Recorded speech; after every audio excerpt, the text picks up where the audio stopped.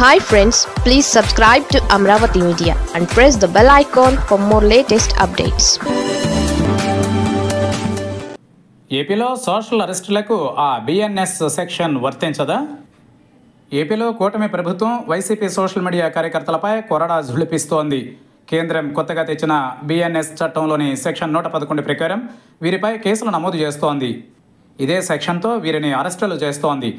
అయితే వ్యవస్థీకృత నేరాలకు ఉద్దేశించి ఈ సెక్షన్ సోషల్ మీడియా ఉల్లంఘనలకు వర్తిస్తుందా లేదా అన్నదానిపై చర్చ జరుగుతోంది.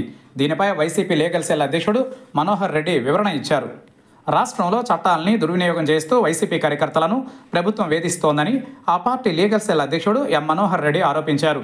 సోషల్ మీడియా యాక్టివిస్టులపై పోలీసులు బిఎన్ఎస్ 111 సెక్షన్ కింద కేసులు నమోదు చేస్తున్నారని, అయితే వారిని భయభ్రాంతులకు గురి చేయాలనే కుట్రతోనే ఈ సెక్షన్ల కింద కేసులు నమోదు చేస్తున్నారని విమర్శించారు. వ్యవస్థీకృత నేరాలకు పాల్పడే వారిపై మాత్రమే బిఎన్ఎస్ 111 సెక్షన్ ప్రయోగించాలని సుప్రీంకోర్టు మార్గదర్శకాలు చెబుతున్నాయని తెలిపారు. సాధారణంగా బిఎన్ఎస్ 111 సెక్షన్ను మాదక ద్రవ్యాలు, ఆయుధాల అక్రమ సరఫరా, కిడ్నాప్, దొంగతనాలు, దోపిడీలు, బలవంతంగా ఆస్తుల స్వాధీనం, సుపారీ హత్యలు, ఆర్థిక నేరాలు, సైబర్ నేరాలు, మానవ అక్రమ రవాణా, వ్యభిచార వృత్తిలోకి బలవంతంగా దించడం వంటి నేరాలకు పాల్పడే వారిపై ప్రయోగిస్తారని మనోహర్ రెడ్డి తెలిపారు.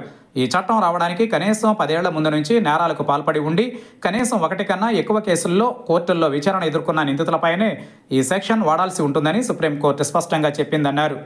సోషల్ మీడియా కేసులకు బిఎన్ఎస్ 111 సెక్షన్ వర్తించదని కేరళ హైకోర్టు కూడా స్పష్టంగా చెప్పిందని మనోహర్ రెడ్డి తెలిపారు. ఇటీవల ఏపీ హైకోర్టులో జస్టిస్ రఘునందన్ రావు, జస్టిస్ ఉమామహేశ్వరరావులతో కూడిన డివిజన్ బెంచ్ సైతం పప్పుల వెంకటరమణారెడ్డిపై బనాయించిన బిఎన్ఎస్ 111 సెక్షన్ చెల్లదని తమ తీర్పులో పేర్కొన్నట్లు తెలిపారు. ఈ కేసులో డివిజన్ బెంచ్ తప్పును ఎత్తి చూపడంతో పాటు మ్యాజిస్ట్రేట్ కూడా యాంత్రికంగా పనిచేశారని చెప్పారన్నారు. ఈ సెక్షన్లు పెట్టిన అన్ని కేసుల్లోనూ క్వాష్ పిటిషన్లు వేస్తున్నామన్నారు.